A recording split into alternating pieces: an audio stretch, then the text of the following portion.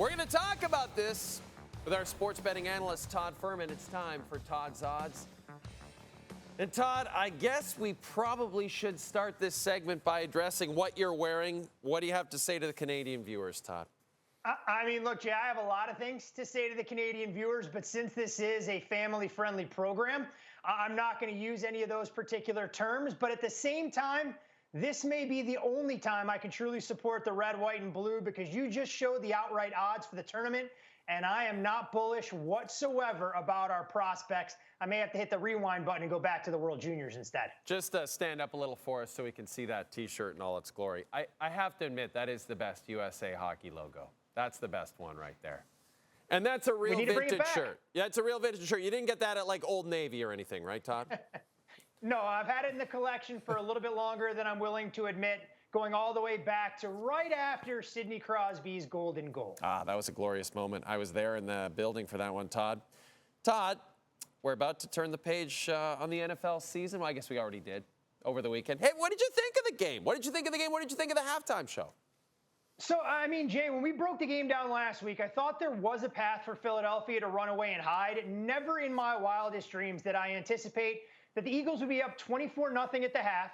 Kansas City would have a grand total of 1 first down 30 minutes into the game, and I would be trying to flip through all of my streaming apps to go back and watch seasons 1, 2, and 3 of Shoresy to keep myself entertained. As far as the halftime show, look, some of us in the media world, as you know all too well, have to work through halftime, so I didn't listen to a whole lot of the music. And from what I was told and what I read, apparently the true Super Bowl halftime winner was the Beyonce show on Christmas as part of the Netflix NFL special.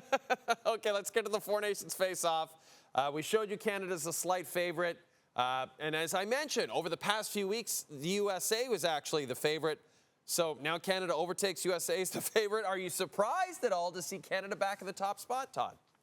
I am not, Jay, and I think the main reason that we've seen Canada move into kind of the forefront is the absence of Quinn Hughes on Team USA's blue line. That is a massive gaping hole that I'm not sure anybody else on the red, white, and blues roster is going to be able to fill. And while we do have plenty of questions about Team Canada, most notably what kind of performances we're going to get in net, it's hard to argue that Aiden Hill and Jordan Binnington both have Stanley Cup victories, so we know those two netminders can raise their level of play, and if they do so, I mean, Canada checks every single box from their 4 forward lines, the power play units, what we're going to see on the blue line, and they are very much a worthy favorite at this current juncture. What about Sweden and Finland? How much of a chance are you giving the other two nations in the Four Nations? Well, you know, I learned something extremely valuable, Jay, this past week. I'd always referred to Finland as a Scandinavian country. Apparently, it's not the case. It's just Sweden, Norway, and Denmark. So hopefully all the academics out there are taking notes. But I don't see Finland doing much in the way of competing here. We know they're going to need to try and play a lot of low-event hockey games. They're going to need to lean into their netminders and hope that UC Saros and Kevin Lankinen can put together phenomenal performances. But that blue line has an awful lot of questions, and it looks even thinner without Miro Heiskanen, so you can understand why the Finns may experiment with 5 forwards on their first power play. But the Swedes, I do think, have an excellent opportunity to try and make a deep run. I love what they have on the blue line. I think their goaltending is going to be extremely stout. And we've seen this time and time again. When they don those yellow sweaters, they can be one of the more formidable teams. And I think at plus 420, I expect them to get to the final and have a chance as Cinderella to upset the Canadians. You said 420. Always makes me laugh. Todd, how about most goals in the tournament? Austin Matthews, maybe not surprisingly, the front runner at 10-1.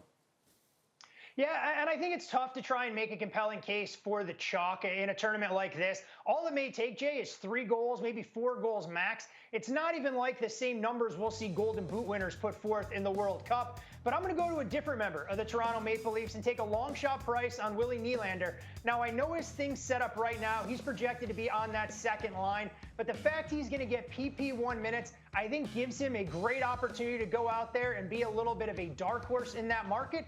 And with the current price being offered at FanDuel, I think you could do a lot worse than backing Willie Nylander to try and lead this tournament in goals. Okay, Todd, let's take a look at the odds for MVP of the Four Nations face-off.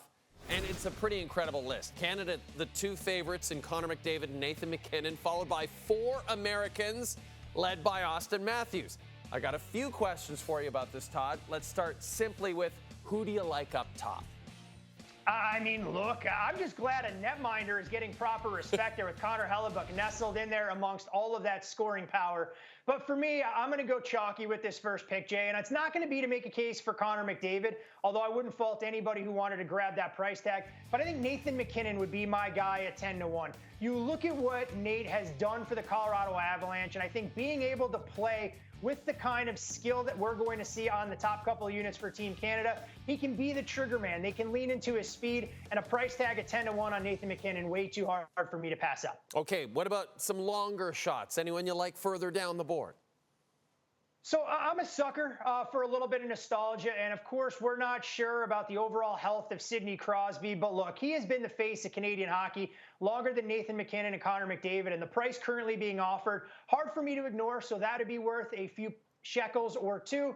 But look, I made a case for Sweden, and I think if Sweden has a path to trying to win this tournament as the third favorite on the board, they're going to need to lean into their tandem of netminders, and we're not sure how the workload is going to be distributed. But when you're talking about prices of 75-1 on Philip Gustafsson from the Minnesota Wild and a price north of 100-1 on Linus Ullmark, I think both of those guys are worth the small dice roll, because if Sweden's able to get there, it's not because they're outscoring their opponents, but I guess they do have to do that, but it's because they're going to get tremendous play from both of those netminders.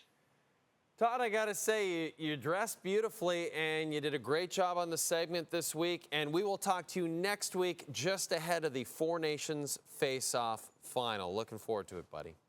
I mean, look, Jay, if Team USA isn't in the final, you're going to have to send me some Team Canada paraphernalia in time. Yeah, well, I'll get on it.